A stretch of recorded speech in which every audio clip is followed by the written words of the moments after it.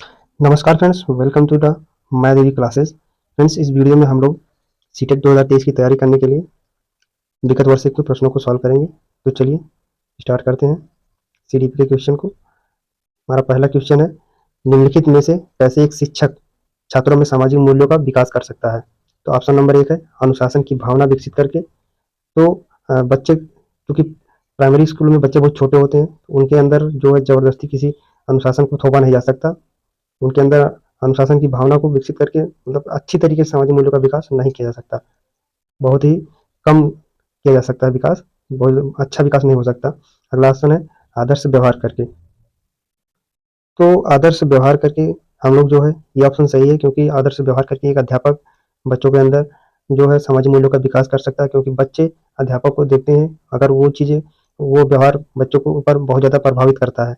अगर वो व्यवहार अच्छा होता है तो बच्चे भी एक अच्छा जो है, बच्चों के अंदर एक अच्छा मूल्यों का विकास होता है।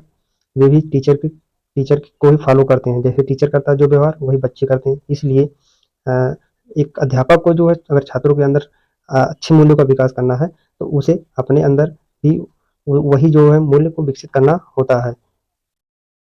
अगला ऑप्शन है महान लोगों के बारे में बात करके। तो छोटे बच्चे बहुत छोटे रहते हैं, तो उनके ऊपर बहुत ज़्यादा प्रभाव नहीं पड़ता। थोड़ी देर के लिए प्रभाव पड़ता है, लेकिन एक लॉन्ग टर्म के लिए नहीं पड़ता। अगला ऑप्शन है उन्हें अच्छी कहानियाँ सुनाकर। बच्चों को अच्छी कहानियाँ सुनाओगे, बच्चे कहानियों में इंटरेस्ट तो लेंगे, लेकिन अगर सबसे ज़्यादा सामाजिक मूल्यों का विकास होता है तो वो आदर्श व्यवहार करके, अध्यापक द्वारा आदर्श व्यवहार करके होता है। तो चलिए अगले क्वेश्चन पर आते हैं हम लोग। हमारा अगला क्वेश्चन है कि दृष्टिबाधित बच्चों के सफल समावेशन के लिए शिक्षक को क्या करना चाहिए। तो इसमें पहला ऑप्शन है परिवेश में सचित्र किसी भी चीज के लिए मौखिक स्पष्टीकरण जोड़ना। तो ये तो बिल्कुल बिल्कुल अच्छी बात है, सही भी है, क्योंकि अगर बच्चा दृष्टिबाधित है, उसको दिखाई कम दे रहा है, तो बच्चों को आप कोई चीज दिखा के समझाने की कोशिश करोगे, लिख के समझाने की कोशिश करोगे। जैसे इसमें लिखा हुआ है, अगला ऑप्शन है कि इन छात्रों को हस्तलिखित नोट देना। तो उनको कुछ नहीं समझ, जब उनको दिखाई नहीं देगा तो बच्चों को समझ में क्या आएगा। इसमें तीसरा ऑप्शन है कि केवल शिक्षण विषय वस्तु के लिए ब्लैक बोर्ड का उपयोग करना। नहीं नहीं नहीं, आप ब्लैक बोर्ड का उपयोग करके कैसे एक दृष्टिबाधित बच्चों को समझा सकते हैं। उसको समझाने के लिए आपको उसको मौखिक स्पष्टीकरण देना होगा। आपने उसे उसे जो है सुनाई दे रहा है, ना कि दिखाई दे रहा है, सुनने में उसे कोई प्रॉब्लम नहीं है। तो उसके लिए आप उसके समावेशन के लिए, एडजस्टमेंट के लिए आपको उसको चीज़ों को बोल के समझानी पड़ेगी।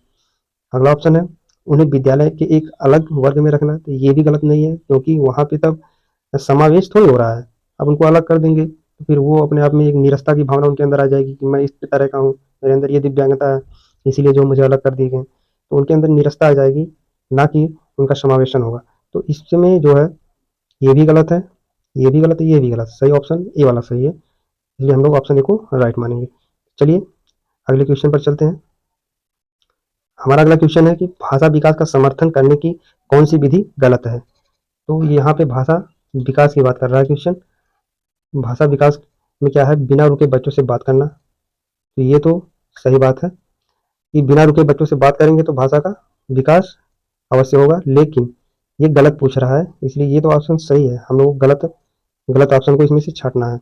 अगला है अपनी ही भाषा के प्रयोग को अमान्य करना। तो अपनी अगर बच्चों की भाषा का प्रयोग अमान्य कर देंगे तो ये गलत बात है, क्योंकि एनसीईआरटी कहता है कि बच्चों के अध्यापन कार्य में जो है उनकी मातृभाषा का ज़्यादा से ज़्यादा प्रयोग किया जाए, मातृभाषा को समावेश किया जाए। तो इसलिए ये बी ऑप्शन गलत हो रहा है। अगला है कि इसके प्रयोग का समर्थन करना। तो बच्चों के जो है घर की भाषा जो है, उनकी मदर लैंग्वेज, मातृभाषा, उसका हमें अधिगम में ज़्यादा से ज़्यादा यूज करना, ताकि बच्चों को, हाँ, बच्चों को उनके जो है घर की चीज़ों से जोड़ के कोई नई चीज़ों को पढ़ाना है। तो इसलिए ये ऑप्शन भी सही है। अगला है भाषा के प्रयोग के अवसर प्रदान करना।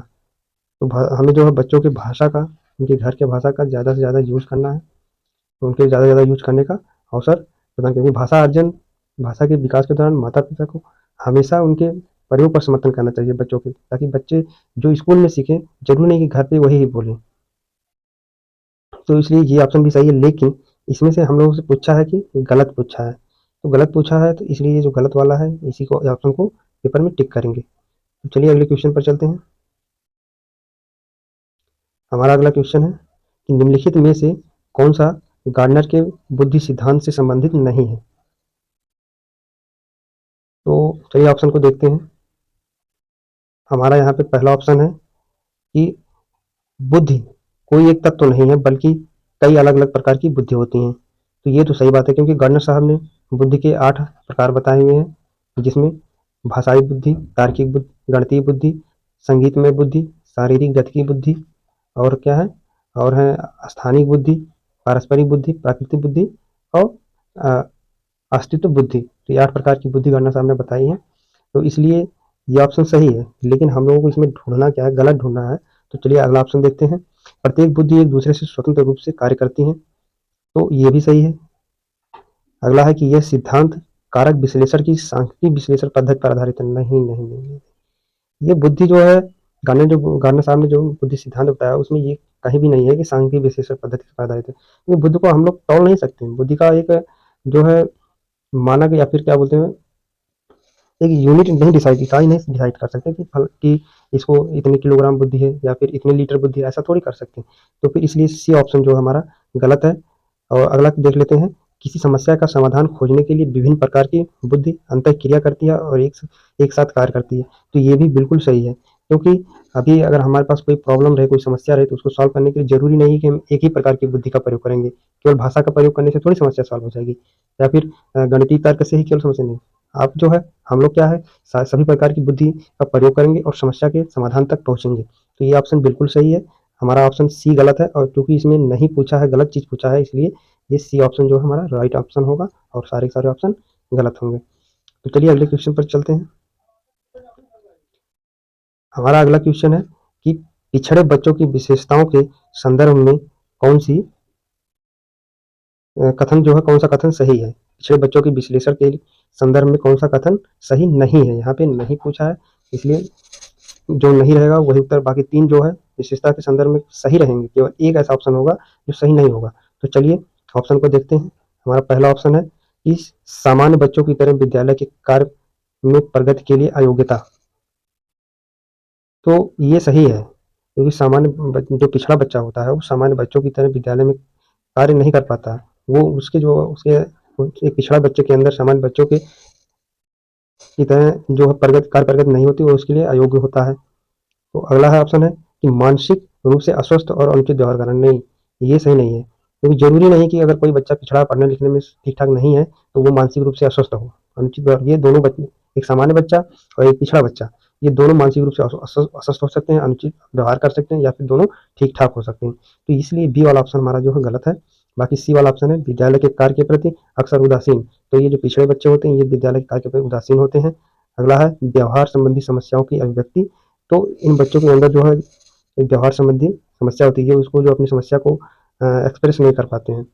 तो इसलिए हमारा ये ऑप्शन सही है। कौन सा ऑप्शन सही है, ये mentally unhealthy and adjustment behaviour. तो ये वाला ऑप्शन हमारा जो सही उत्तर होगा, क्योंकि इसमें जो है नॉट नहीं पूछा है। तो चलिए अगले क्वेश्चन पर चलते हैं।